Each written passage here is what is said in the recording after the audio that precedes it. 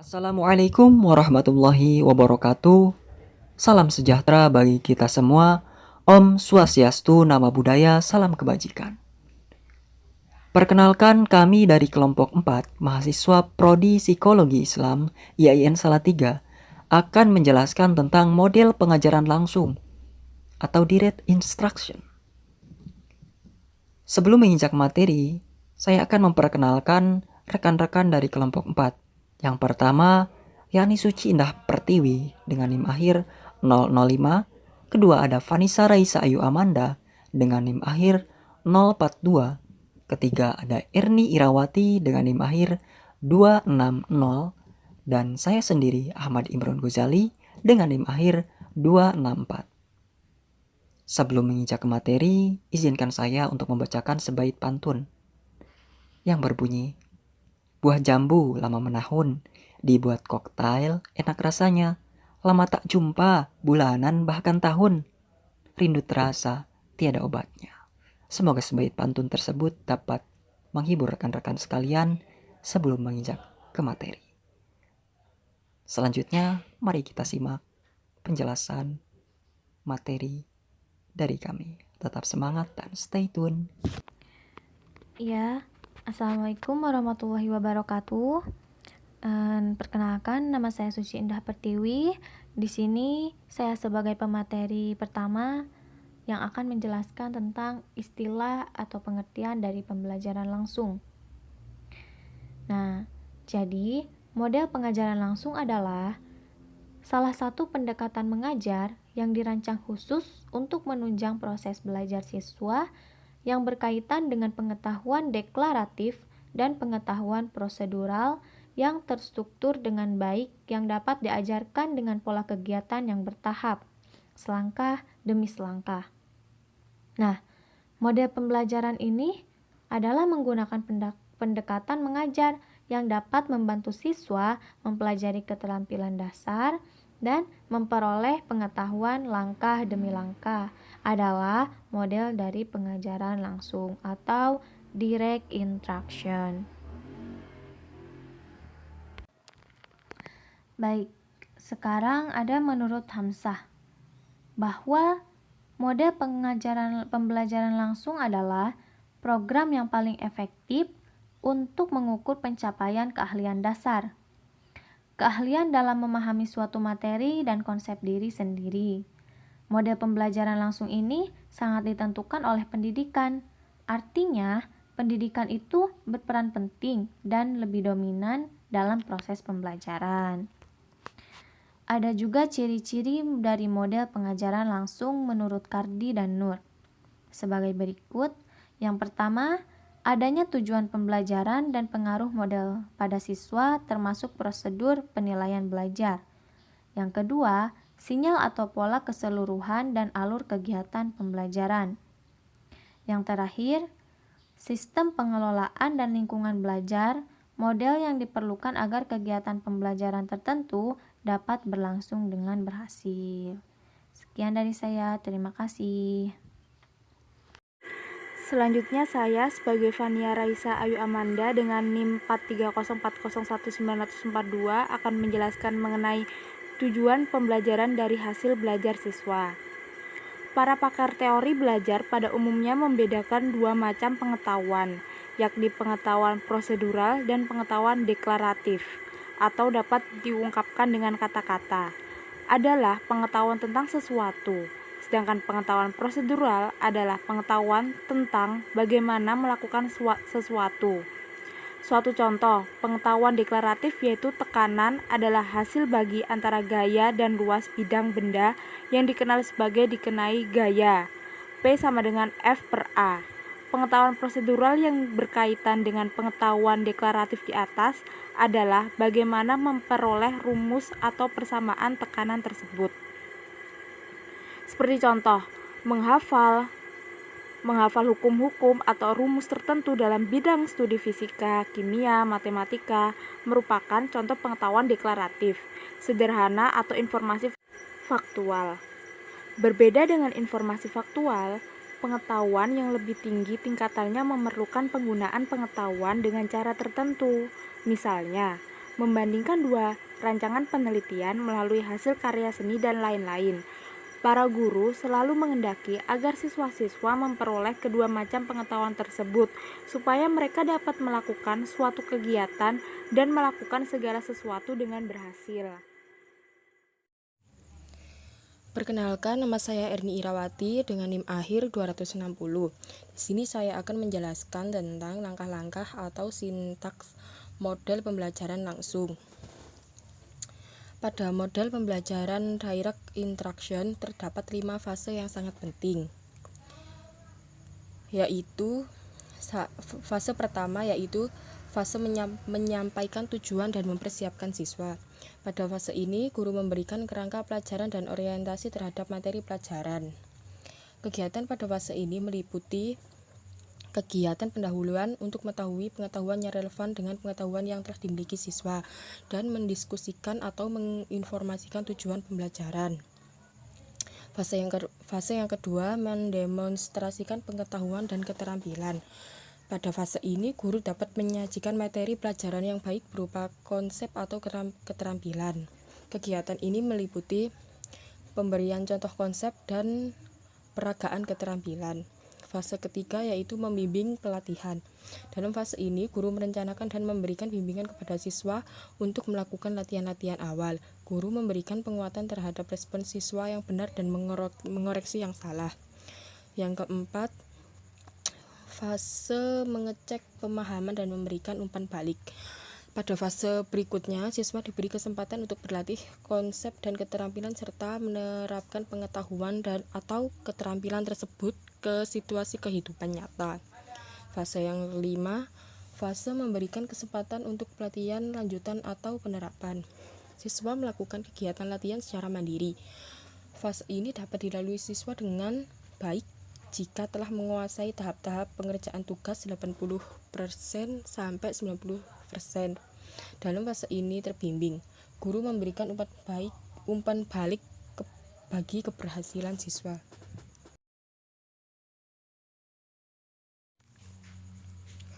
Yang selanjutnya yaitu pelaksanaan pembelajaran langsung.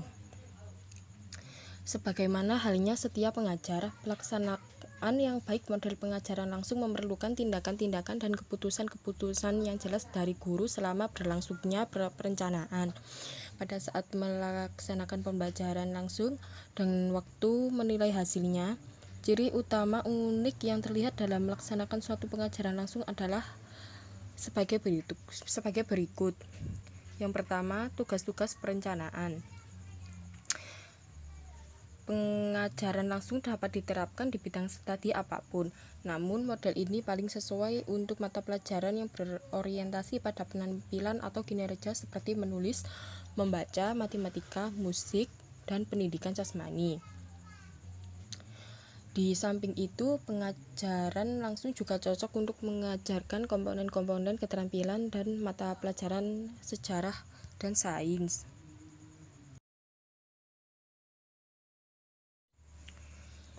Yang selanjutnya yaitu langkah-langkah pembelajaran model pengajaran langsung. Ada beberapa langkah dalam sintak pembelajaran langsung yaitu sebagai berikut. Yang pertama, menyampaikan tujuan pembelajaran dan orientasi pelajaran kepada siswa. Dalam tahap ini, guru menginformasikan hal-hal yang harus dipelajari dan kinerja siswa yang diharapkan. Yang kedua, menyampaikan tujuan. Dalam tahap ini, penyampaikan tujuan kepada siswa dapat dilakukan guru melalui rangkuman rencana pembelajaran dengan cara menuliskannya di papan tulis. Yang ketiga, menyiapkan siswa. Dalam tahap ini bertujuan untuk menarik perhatian siswa. Yang keempat, presentasi dan demonstrasi. Dalam ini melakukan presentasi atau demonstrasi untuk mencapai pengetahuan dan keterampilan. Yang kelima, mencapai kejelasan. Hasil-hasil penelitian secara konsisten menunjukkan bahwa kemampuan guru untuk memberikan informasi yang jelas dan spesifik. Yang selanjutnya, melakukan demonstrasi. Pengajaran langsung berpegang teguh pada asumsi bahwa sebagian besar yang dipelajari berasal dari mengamati orang lain. Yang selanjutnya, mencapai pemahaman dan penguasaan, untuk menjamin agar siswa akan mengamati tingkah laku yang benar dan bukan sebaliknya. Guru perlu benar-benar memperhatikan apa yang terjadi pada tahap demonstrasi ini. Yang selanjutnya yaitu berlatih. Agar dapat mendemonstrasikan sesuatu dengan benar, diperlukan latihan yang intensif. Yang selanjutnya, memberikan latihan terbimbing. Salah satu tahap dalam pengajaran langsung ialah cara guru mempersiapkan dan melaksanakan pelatihan terbimbing. Yang selanjutnya, menilai kinerja siswa dan memberikan umpan balik. Guru memberikan review terhadap hal-hal yang telah dilakukan siswa, memberikan umpan balik terhadap respon siswa yang benar, dan mengulang keterampilan jika diperlukan. Yang terakhir yaitu memberikan kesempatan latihan mandiri. Dalam tahap ini, guru dapat memberikan tugas-tugas mandiri kepada siswa untuk meningkatkan pemahamannya terhadap materi yang telah mereka pelajari. Selanjutnya saya akan menjelaskan tentang lingkungan belajar dan sistem pengelolaan serta penelitian tentang keefektifan guru. Pelajaran langsung membutuhkan perencanaan dan pelaksanaan yang sangat hati-hati di pihak guru. Supaya efektif, pengajaran langsung menyiaratkan tiap keterampilan atau isi didefinisikan secara seksama dan demonstrasi serta jadwal pelatihan direncanakan dan dilakukan secara seksama. Meskipun tujuan pembelajaran dapat direncanakan bersama oleh guru dan siswa, model ini terutama berpusat pada guru. Sistem pengelolaan pembelajaran yang dilakukan oleh guru harus menjamin terjadinya keterlibatan siswa, terutama melalui memperhatikan, mendengarkan, dan resitasi tanya jawab yang terencana. Ini tidak berarti bahwa pembelajaran bersifat otoriter, dingin, dan tanpa humor. Ini berarti bahwa lingkungan berorientasi pada tugas dan memberi harapan tinggi agar siswa mencapai hasil belajar dengan baik. Maka dari itu, dalam melakukan pembelajaran secara langsung, diperlukan lingkungan belajar yang mendukung, serta sistem pengelolaan yang sangat hati-hati, baik oleh pihak guru maupun pimpinan sekolah, beserta staf ataupun jajarannya. Sehingga pembelajaran yang optimal akan terlaksana sesuai dengan rencana dan apa yang diharapkan dengan diselingi humor yang dapat menghibur anak-anak tentunya. Akan membuat kondisi lebih nyaman dan menghilangkan ketegangan, baik yang dirasakan pengajar itu sendiri maupun yang dirasakan oleh peserta didik. Lalu dalam melakukan penelitian tentang keefektifan guru, terdapat landasan penelitian dari model pengajaran langsung dan berbagai komponen yang berasal dari bermacam-macam bidang. Meskipun demikian, data penunjang empirik yang paling jelas terhadap model pengajaran langsung berasal dari penelitian tentang keefektifan guru yang dilakukan pada tahun 1970 dan 1980-an. Penelitian Stelling dan Kaskowitz dalam Ernst pada tahun 2000 menunjukkan pentingnya waktu yang dialokasikan pada tugas atau time on task. Penelitian ini juga menyumbang dukungan empirik penggunaan pengajaran langsung. Beberapa orang guru menggunakan metode-metode yang sangat terstruktur dan formal. Sedangkan ada guru-guru yang lain menggunakan metode-metode yang informal. Stelling dan koleganya ingin mengungkapkan manakah di antara program-program itu yang dapat berfungsi baik dalam meningkatkan hasil belajar siswa. Perilaku guru-guru dalam 116 kelas diamati, siswa-siswa dites, banyak hal yang dapat diungkap pada penelitian itu. Namun, ada dua hal yang sangat menonjol, yaitu alokasi waktu dan penggunaan tugas ataupun kegiatan yang menggunakan model pengajaran langsung lebih berhasil dan memperoleh tingkat keterlibatan yang tinggi daripada mereka yang menggunakan metode-metode informal dan berpusat pada siswa. Beberapa penelitian pada tahun 1970 misalnya yang dilakukan oleh Stallings dan rekan-rekannya menunjukkan bahwa guru yang memiliki kelas yang terorganisasikan dengan baik menghasilkan rasio keterlibatan siswa atau Times-Strength Ratio yang lebih tinggi daripada guru yang menggunakan pendekatan yang kurang formal dan kurang terstruktur. Observasi terhadap guru-guru yang berhasil menunjukkan bahwa kebanyakan mereka menggunakan prosedur pengajaran langsung. Baik, selanjutnya saya akan menyampaikan simpulan dari materi. Dalam hal ini, guru sebagai pemegang kunci dalam kegiatan pembelajaran sangat menentukan proses keberhasilan siswa. Hendaknya guru menciptakan kondisi pembelajaran yang efektif, yakni mampu memahami karakteristik siswa, memanfaatkan media dan sumber belajar dengan baik, dan melihat model pembelajaran yang tepat. Model pengajaran langsung adalah salah satu pendekatan mengajar yang dirancang khusus untuk menunjang proses belajar siswa yang berkaitan dengan pengetahuan deklaratif dan pengetahuan prosedural yang terstruktur dengan baik yang dapat diajarkan dengan pola kegiatan yang bertahap. Terdapat tujuan pembelajaran dan hasil belajar siswa, yakni untuk mencapai pemahaman terkait pengetahuan prosedural dan pengetahuan deklaratif, atau dapat diungkapkan dengan kata-kata. Terdapat 5 fase yang sangat penting. Sintaks model tersebut disajikan dalam 5 tahap, yakni fase orientasi, fase proesentasi atau demonstrasi, fase latihan terstruktur, dan fase latihan mandiri.